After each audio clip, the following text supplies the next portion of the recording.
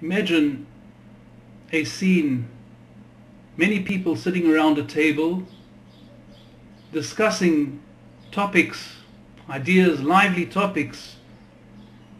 There's a interaction, conversation at the table.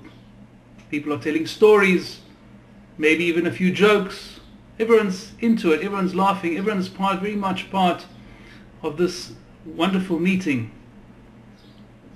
And the meeting comes to an end, and the people get up, they start getting up and leaving. And they leave one after the other, until finally there's no one left except for one person.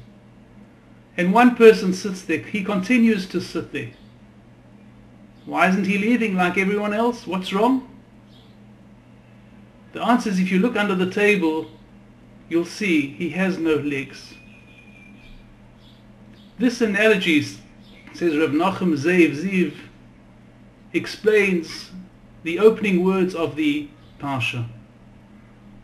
The Parsha starts the words that if you will walk in my rules, and then it goes on to give us marvelous promises that the Torah promises that the rains will fall in their time, and your crops will flourish, there'll be prosperity, your flocks will grow, your children will be healthy, they will grow, your stocks and bonds will grow, you'll flourish, you'll succeed, you'll be happy, you'll have absolutely everything you could want, you'll have peace in the land, all sorts of wonderful promises.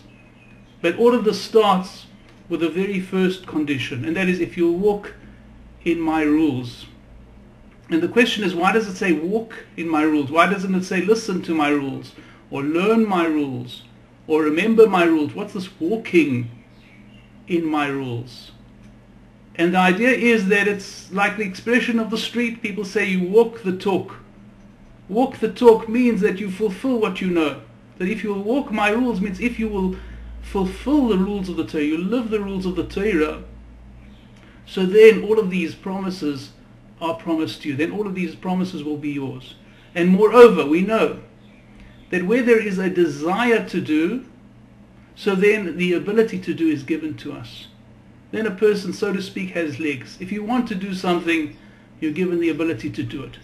But if you don't want to do it, you lose that ability.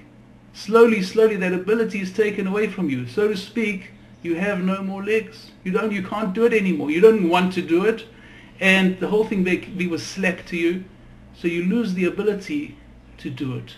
This is the purpose, the point of that analogy.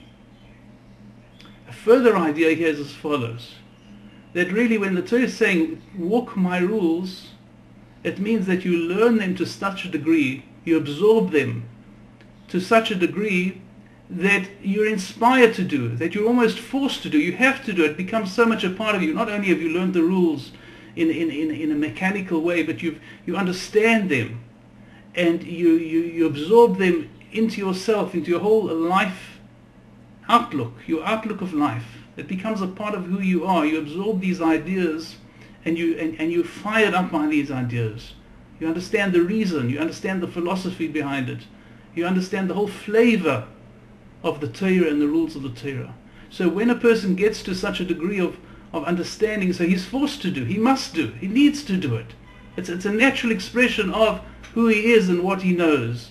This maybe also is the idea here. If you'll walk my rules, that you'll be in such a situation, such an understanding, that you'll run to do the rules of the Torah. So then you'll receive all of the blessings of the Torah, and you will receive, as we mentioned before, the ability to do the Torah. You'll have wings. You'll be given not only legs, but wings to fly and to be able to reach all of the success and happiness that you could possibly want for yourself in this world and the next as well.